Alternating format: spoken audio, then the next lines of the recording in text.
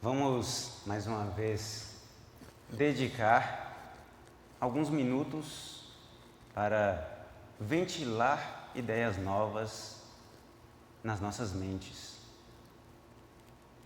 diferentes dos pensamentos usuais que temos no trabalho, nos nossos lares, no trânsito. É um espaço especial que favorece essas ideias. É um momento que podemos, de uma maneira mais ostensiva, abrir o campo das ideias para a interferência positiva dos espíritos bons que nos acompanham, aqueles que nos ajudam a direcionar os nossos caminhos aqui nessa jornada da Terra. O título, o tema da fala de hoje é o despertar das potências da alma. Ela foi extraída especialmente deste livro, O Problema do Ser, do Destino e da Dor, de Leon Denis, um trecho desse livro que tem como título As Potências da Alma. Além dele, outros como Pensamento e Vida, de Emmanuel, Fonte Viva, Pão Nosso e o Evangelho. Despertar das potências da alma.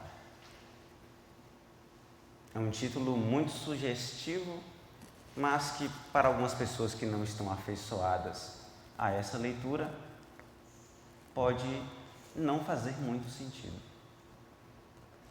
Mas antes de entrar especificamente neste tema, tem um trecho do Evangelho que eu gostaria de ler.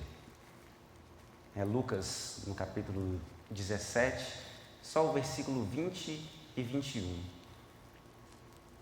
Jesus é interrogado pelos fariseus sobre quando havia de vir o reino de Deus.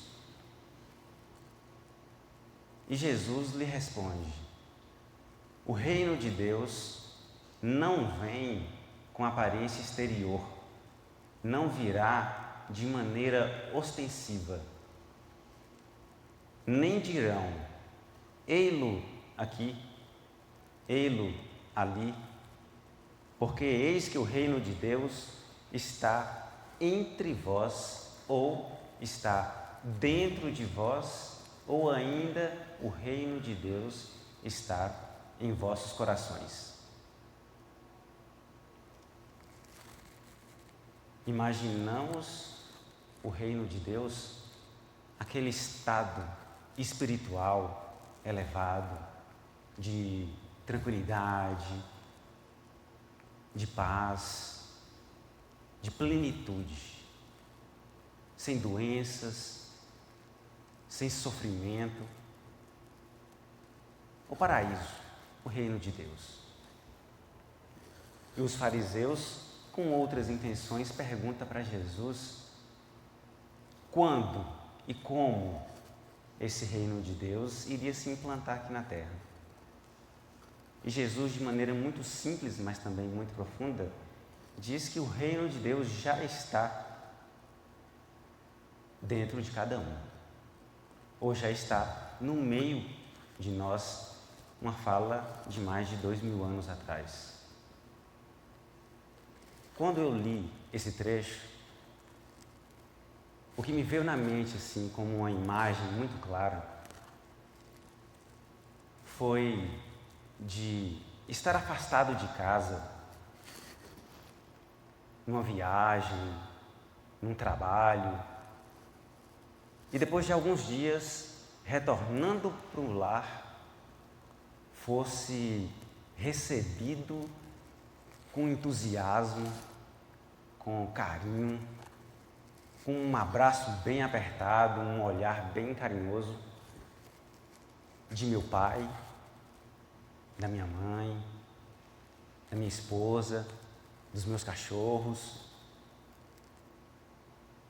Uma sensação de retorno, uma sensação de gratidão esse conforto que essa imagem pode representar para nós, situação que muitos talvez não tenham nessa vida. Este momento tão gratificante de um retorno. Quando a gente fala em despertar as potências da alma, aquilo que nós temos como força guardada, velada, ainda não germinada, fazer isso que nós temos de herança divina germinar, crescer e dar frutos. Lendo esse trecho em que Jesus diz que está dentro de nós, percebemos todo o sentido nas falas de Leon Denis, que busca incentivar na nossa conduta os elementos necessários para realmente implantar este reino de Deus em nosso ser. Vivenciar desde já, na sua relatividade, a plenitude de uma integração com Deus. Vivenciar, apesar das dores do dia a dia, das situações intensas, dolorosas que nós passamos, esta segurança de estar constantemente sendo apoiado, sustentado. Essas potências, poderemos citar algumas delas. O pensamento, o amor, a liberdade ou o livre-arbítrio. Mas a potência que Leon Denis traz com maior veemência é a maior delas, a vontade. Dentre as potências que nós guardamos, existe uma que é determinante, é a vontade. Não o desejo, as aspirações, o que vai na nossa imaginação daquilo que são os nossos sonhos. Isso é o desejo. Mas daquele impacto determinante, aquela atitude que ele chama de vontade. Através da vontade, poderemos acionar forças em nós e ao nosso redor que poderão mudar decisivamente a curto, médio e longo prazo os acontecimentos das nossas vidas. Pelo alinhamento dessa força com os propósitos divinos, com as leis divinas, poderemos adquirir uma capacidade de interpretação da realidade muito mais próxima da realidade, sem tantas ilusões.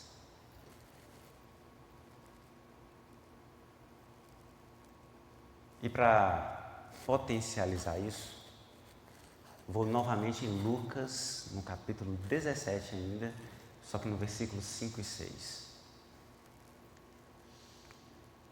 Disseram então os apóstolos ao Senhor: acrescenta-nos a fé.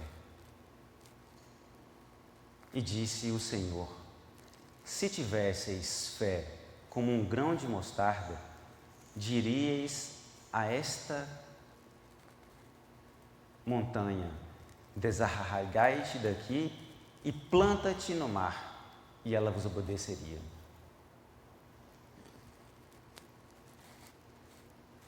O interessante dessa comparação que Jesus faz da fé com um grão de mostarda pode se revelar na leitura de um outro trecho do Evangelho. Em Mateus, no capítulo 13, versículo 31 e 32. Outra parábola lhes propôs, dizendo: o reino de Deus, o reino dos céus, é semelhante ao grão de mostarda que o homem, pegando nele, semeou no seu campo, o qual é realmente a menor de todas as sementes, mas, crescendo, é a maior das plantas, e faz-se uma árvore, de sorte que vêm as aves do céu e se aninham nos seus ramos. Jesus revela que o reino de Deus está em nós, que precisa ser revelado, ele precisa manifestar. Em outro momento, os seus seguidores mais íntimos pedem: Senhor, acrescenta-nos a fé, essa força que lhe faz operar todos estes milagres. E Jesus diz que basta a fé de um grão de mostarda para remover montanhas. Numa linguagem simbólica, talvez as montanhas dos nossos vícios, as nossas dificuldades internas. E aí, em outro momento, ele compara o reino de Deus a um grão de mostarda. Um grão de mostarda que o homem recebe e, acolhendo no seu campo, na sua terra, ele se manifesta. Pois, após ser plantado, aquele pequenino grão minúsculo, desenvolvendo entre as hortaliças, é a que maior arbusto, árvore, se apresenta. Tentando fazer uma extração do ensinamento dessas mensagens, poderemos entender que realmente temos em nós todos os elementos necessários para empreender as transformações que necessitamos para viver a felicidade. Mas existe um pré-requisito. É necessário um elemento-chave. É necessário que acolhamos aquilo que já está em nós e, como no processo da agricultura, trabalhemos arando este campo, o nosso campo interior, que promovamos a adubação, a rega desta semente, para que ela se manifeste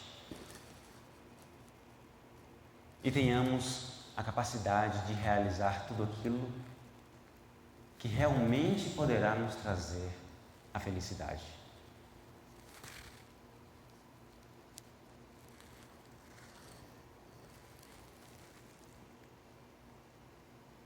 Nós vemos uma fórmula que foi adotada nas orações, especialmente das evangélicas.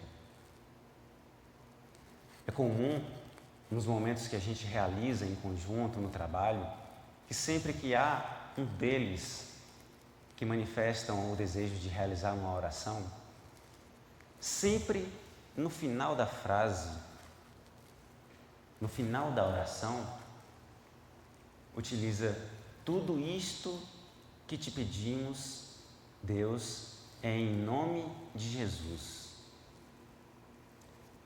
Pela interpretação de um texto de uma fala de Jesus que diz que todo aquele que pedir em seu nome receberia. Ou seja, houve o entendimento de que aquilo que pedimos em nome de Jesus se realizará. Mas será que essa ideia se restringe à fala específica em nome de Jesus? O que representa isso? Quando temos algo a resolver e que foge da nossa alçada, pelo entendimento ou pelas limitações físicas, nós nomeamos um procurador, alguém que irá resolver a situação em meu nome. Sendo algo jurídico, contratamos um advogado, assinamos um termo e ele irá nos representar os nossos interesses.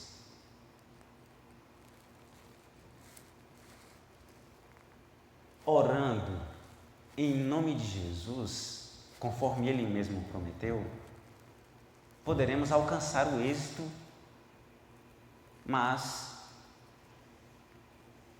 entendemos que orar em nome de Jesus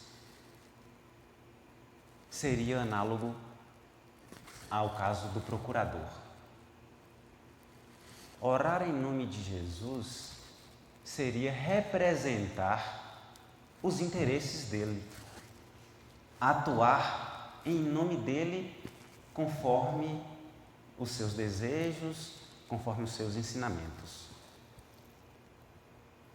demonstrando que há a necessidade de um alinhamento daquilo que a gente faz em prece com o que ele ensinou.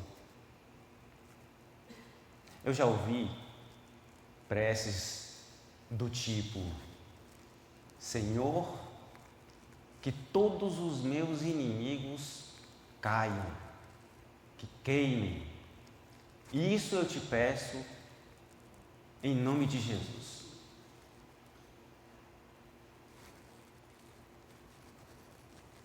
Neste caso, há uma representação dos interesses de Jesus?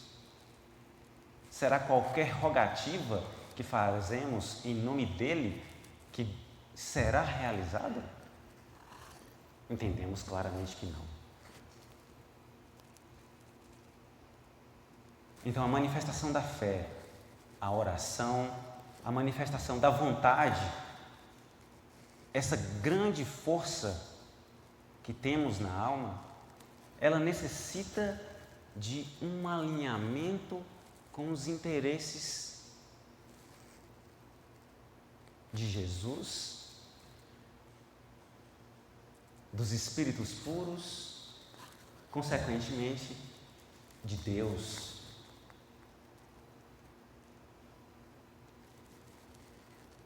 Olhamos aqui agora no salão e vemos alguns encarnados. Como Averildo diz, deverão haver muito mais desencarnados. E um companheiro nosso da jornada da doutrina espírita, magnetizador, o Jacó, ele diz que todas essas cadeiras ocupadas são de pessoas que tiveram vontade.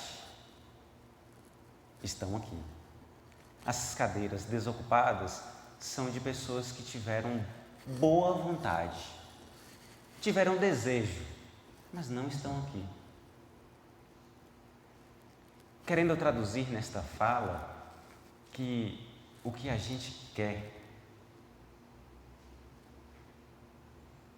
mais cedo ou mais tarde conseguimos. Quando é algo que vai potente em nosso íntimo, nos esforçamos de diversas maneiras e em algum momento acabamos realizando. Às vezes com bons resultados, às vezes não, pois muitas vezes, quando alcançamos aquilo que desejamos, percebemos que não era exatamente aquilo.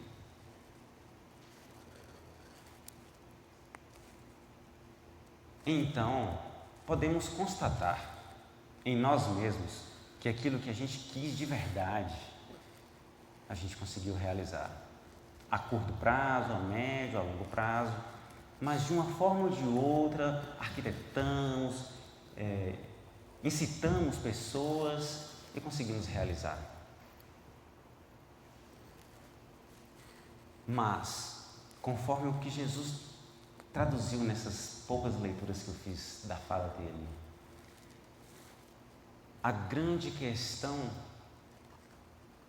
do despertamento dessas nossas potências é o alinhamento da nossa vontade à vontade divina.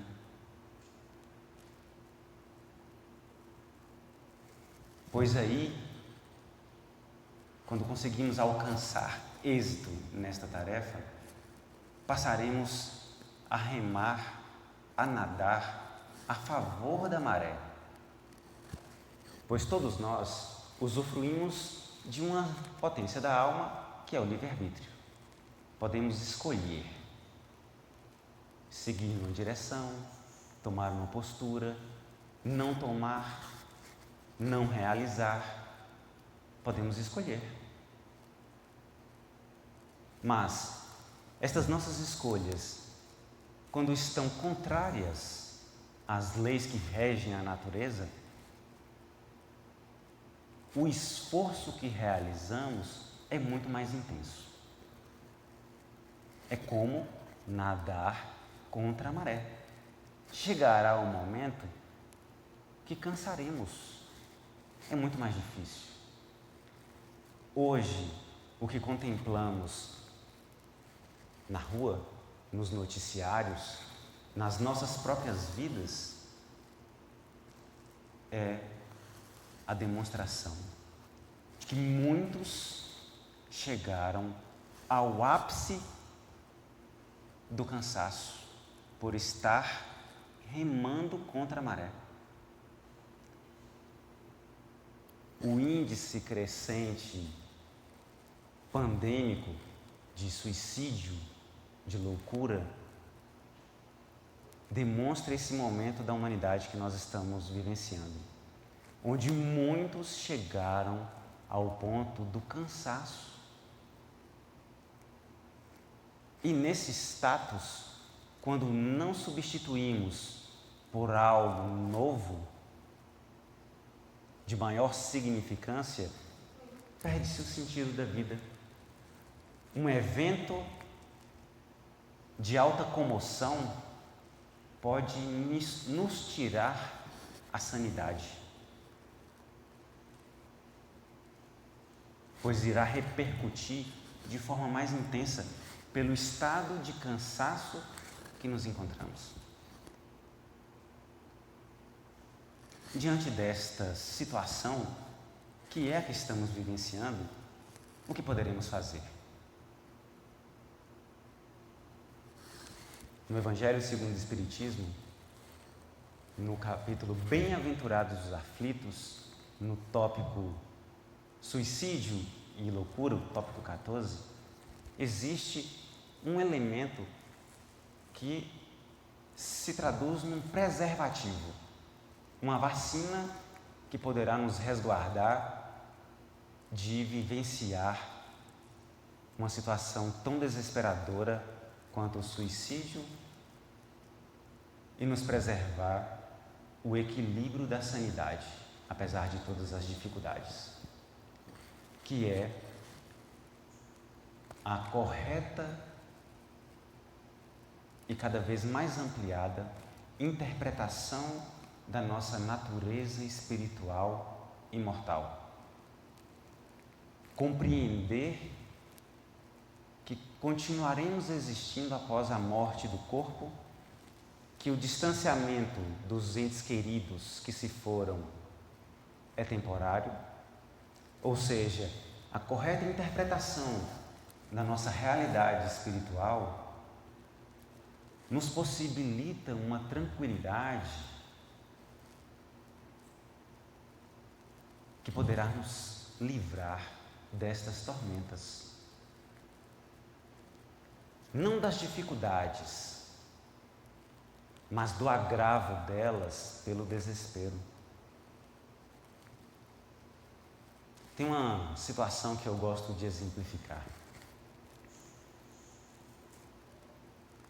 Quando estamos cansados, angustiados, em momentos de ansiedade exagerada, e recebemos uma boa notícia, o nosso status emocional se altera. Às vezes, quando nos alimentamos de um prato que é o nosso preferido, às vezes fazemos uso de alguma substância externa e a nossa apresentação se transforma. Certos elementos, por pequenas frações,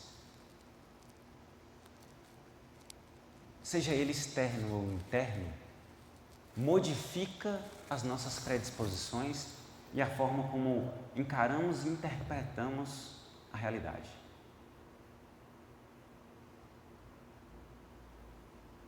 É como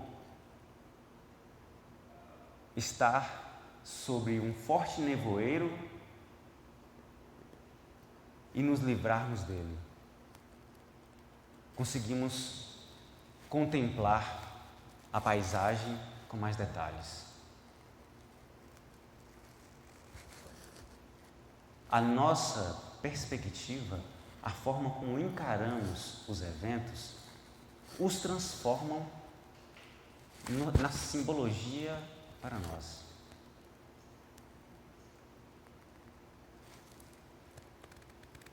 Nos aprofundarmos através da reflexão no entendimento das potências que nós guardamos latentes, da forma de cultivarmos este campo para que o grão de mostarda do reino de Deus se manifeste, amplia muito mais a possibilidade disso acontecer de forma mais rápida.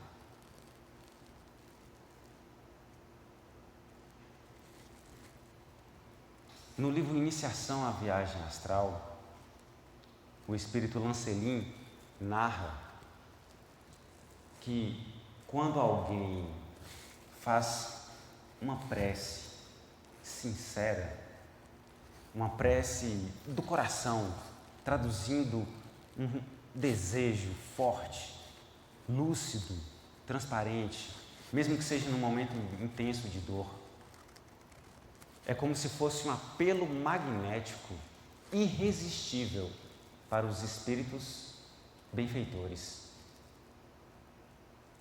É como se fosse irresistível para eles não atender. Manuel Filomeno de Miranda, no livro Consciência e Mediunidade, narra um caso de uma mãe que tinha sua filha internada em um hospital psiquiátrico. E desde muito pequena apresentavam alterações no comportamento muito severas. E estava chegando os dias do carnaval e a criança, adolescente já, não mais criança, entrou num surto intenso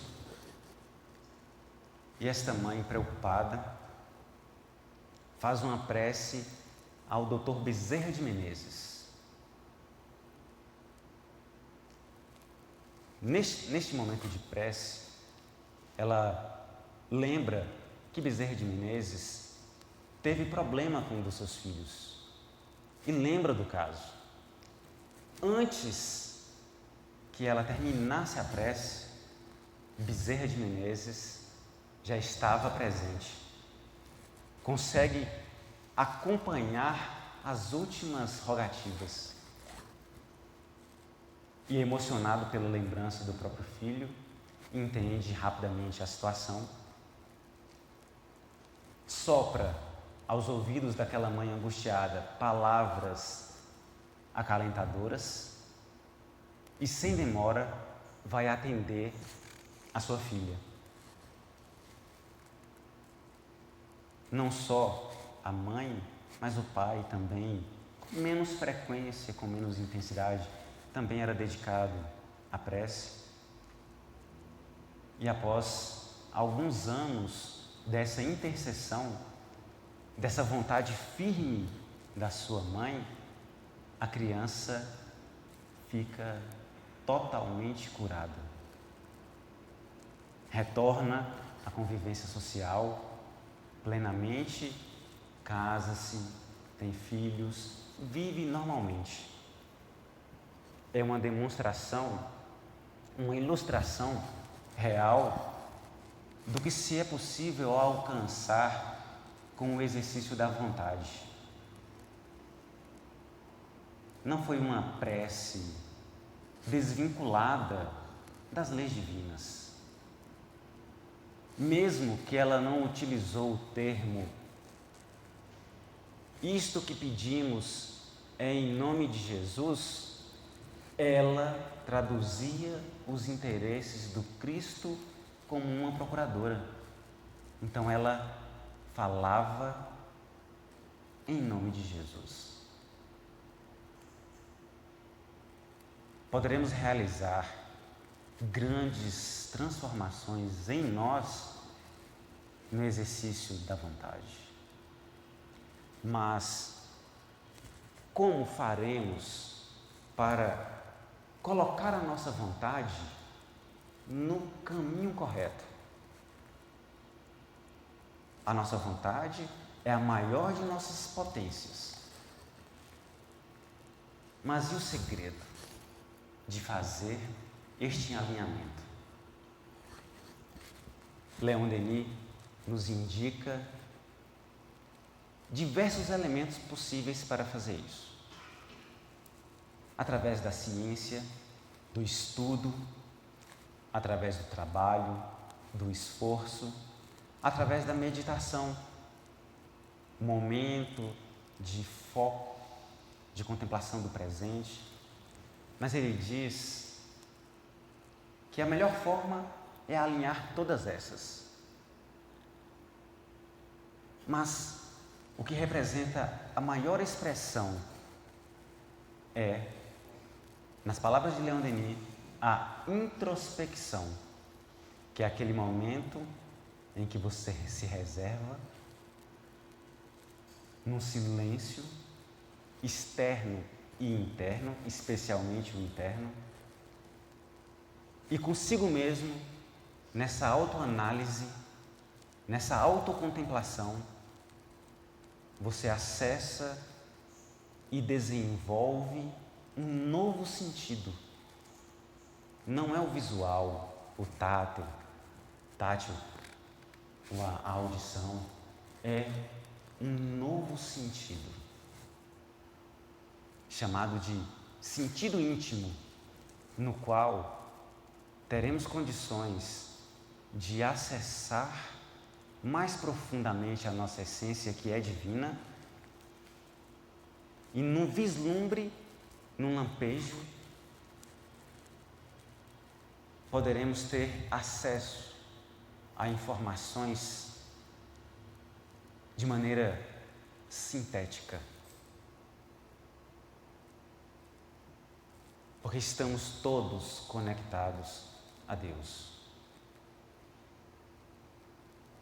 Mas muitas vezes não utilizamos desse canal, dessa conexão. E através desse exercício, da reserva de alguns momentos do dia, alguns minutos que poderá crescer conforme os resultados que se consegue, e os próprios resultados nos fortalecem e nos estimulam mais. Então, estudo, meditação, trabalho e especialmente a introspecção nos permitirá o asserenamento mínimo necessário para evocarmos essas forças que guardamos internamente e de maneira muito mais eficiente, com maior eficácia, promover as transformações necessárias para nos tornarmos seres melhores, mais plenos e mais felizes.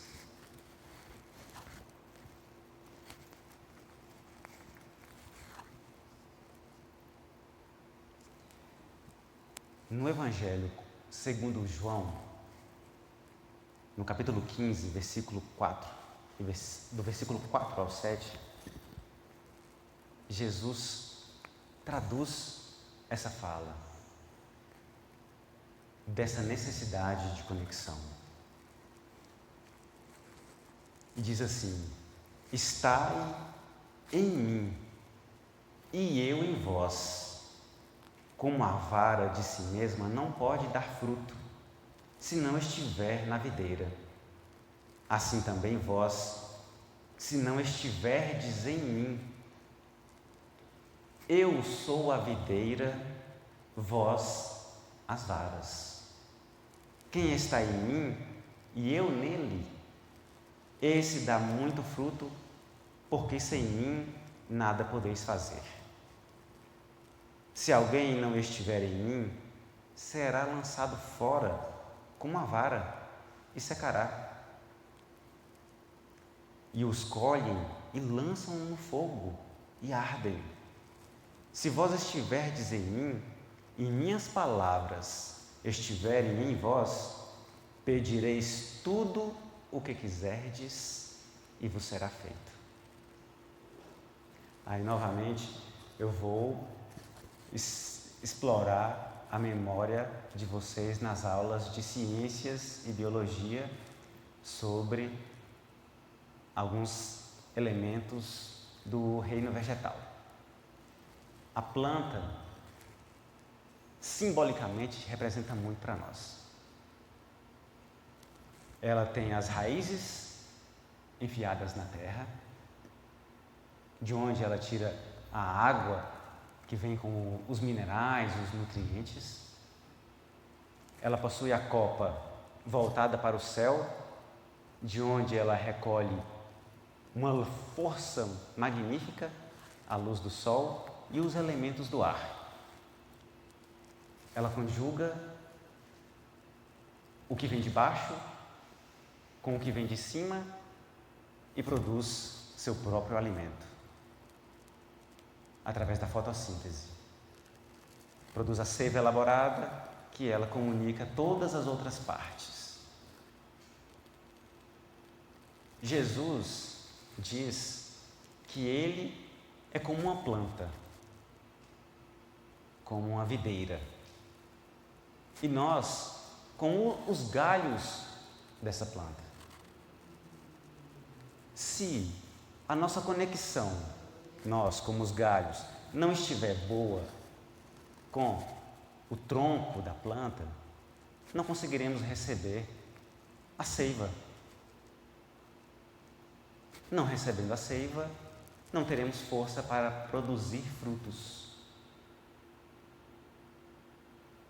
E a parte que não produz fruto, não tem utilidade, ela é cortada e jogada fora.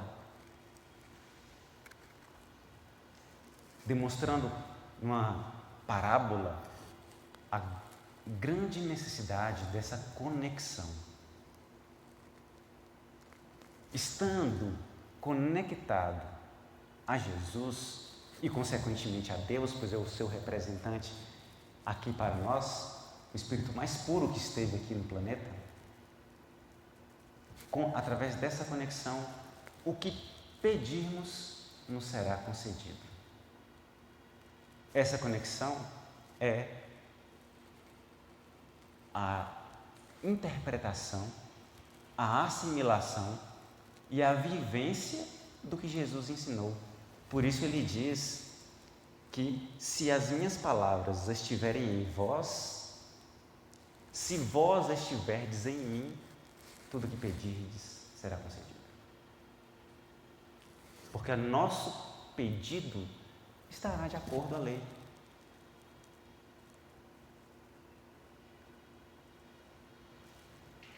E ainda nos processos simbólicos da planta, nós estamos encarnados, vinculados a um corpo físico. Precisamos da terra, das frutas, talvez da carne para alguns,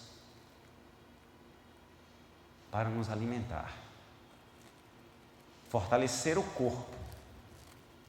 Mas precisamos de forças que estão bem além de nós.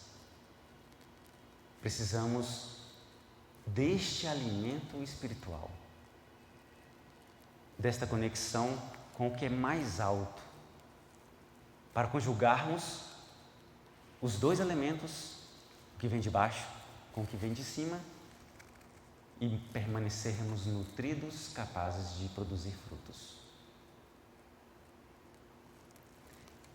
A nossa conexão com o alto se dá através do sentimento, dos pensamentos. Dos sentimentos e pensamentos nobres. Daí a necessidade de aprendermos a cultivar boas ideias e bons sentimentos. Porque isso nos capacitará a receber estes eflúvios sutis das altas esferas,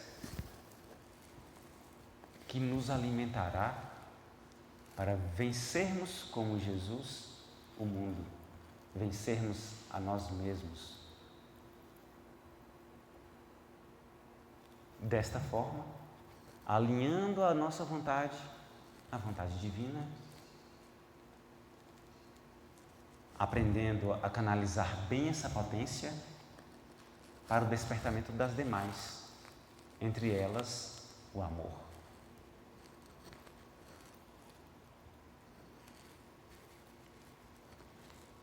Em Mateus, no capítulo 10, está chegando no finalzinho, no versículo 5 a 14, Jesus orienta os seus procuradores, os seus apóstolos, os seus seguidores, o que devem fazer. Jesus enviou estes 12 e lhes ordenou, dizendo: não ireis pelos caminhos dos gentios, não ireis pelos caminhos dos impuros, ou melhor, daqueles que ainda se afeiçoam à maldade. Nem entrareis em cidade de samaritanos, mas ide antes as ovelhas perdidas da casa de Israel, e indo, pregai dizendo: é chegado o reino dos céus. Curai os enfermos, limpai os leprosos, ressuscitai os mortos, expulsai os demônios. De graça recebestes, de graça dai. E aí negritamos as palavras: pregai, curai, expulsai os demônios.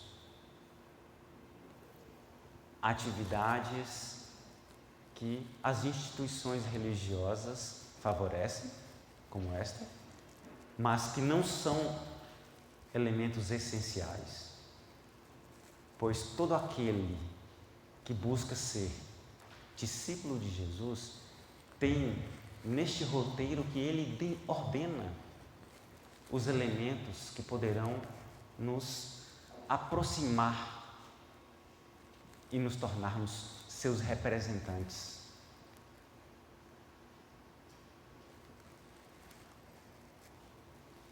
E diz ainda mais: não possuais ouro, nem prata, nem cobre em vossos cintos, traduzindo a necessidade do desapego progressivo à matéria.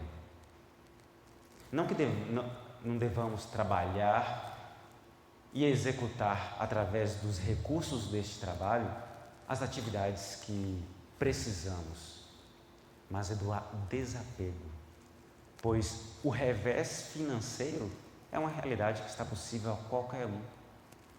E se o nosso tesouro o nosso coração estiver nestes bens, isso pode ser um motivo de mais dor e sofrimento do que o necessário.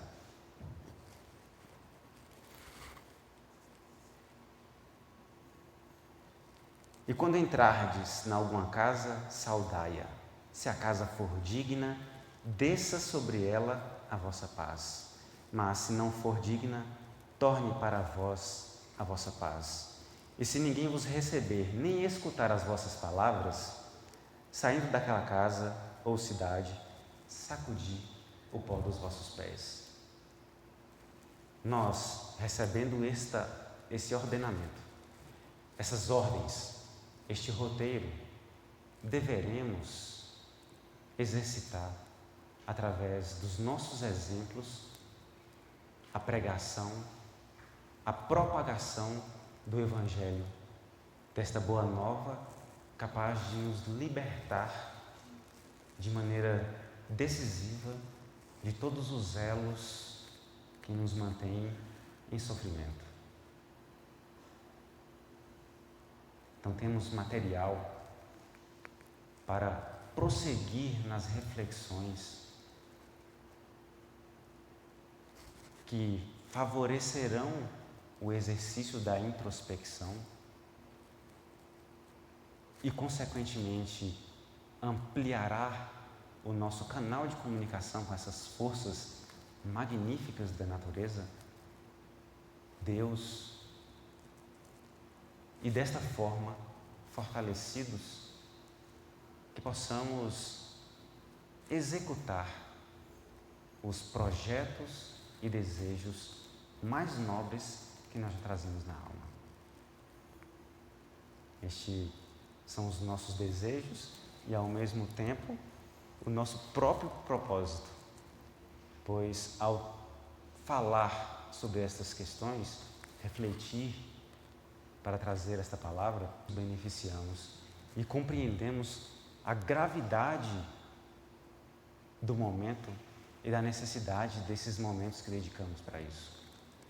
Agradeço a paciência de vocês e, se a Verildo não tiver nenhum recado para dar, eu já faço a prece e a gente passará para a segunda atividade da noite, que é o passe individual. Então, aqueles que estiverem com a necessidade de um auxílio extra na renovação das forças, após a prece, serão chamados para receber. É um momento importante em que precisa se alinhar com uma planta o que está dentro com o que está fora.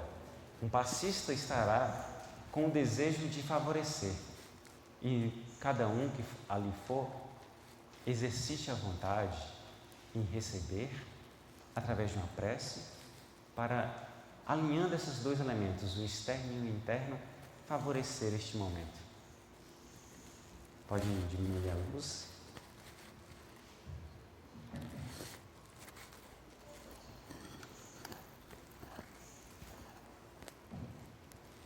A diminuição da luminosidade é só para favorecer o nosso momento de concentração. Não é um pré-requisito, nem um elemento indispensável.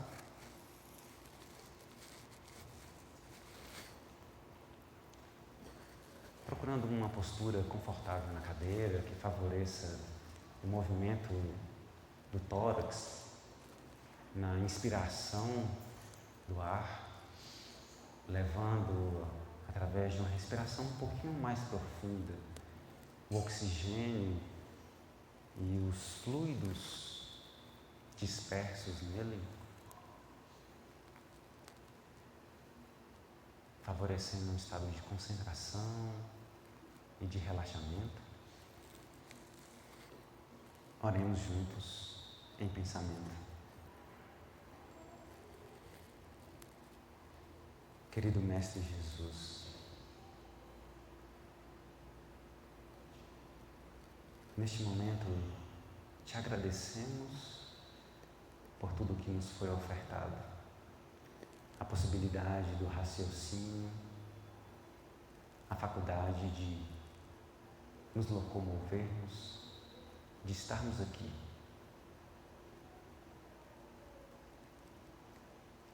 E assim unidos, querido Mestre, lhe pedimos humildemente que, como um jardineiro, nos ajude a cultivar o nosso campo interior. Favoreça-nos as condições internas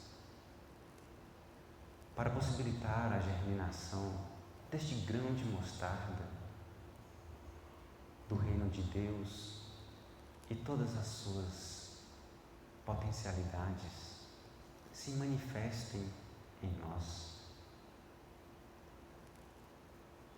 promovendo todas essas mudanças necessárias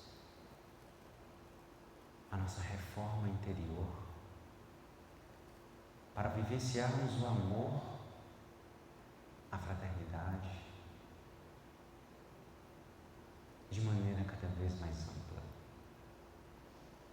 Rogamos a Ti, Senhor, que alcance todos os corações de vontade enfraquecida, mal direcionada,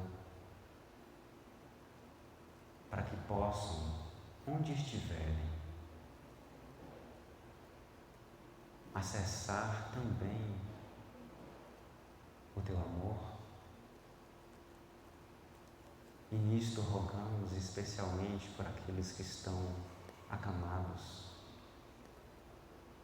fragilizados, pelos que se encontram desvirtuados nos propósitos, nos presídios, nas ruas.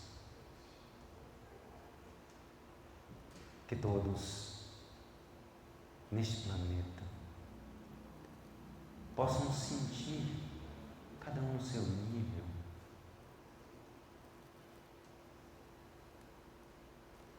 o Teu carinho, o Teu abraço, o Teu olhar amigo a estimular em cada coração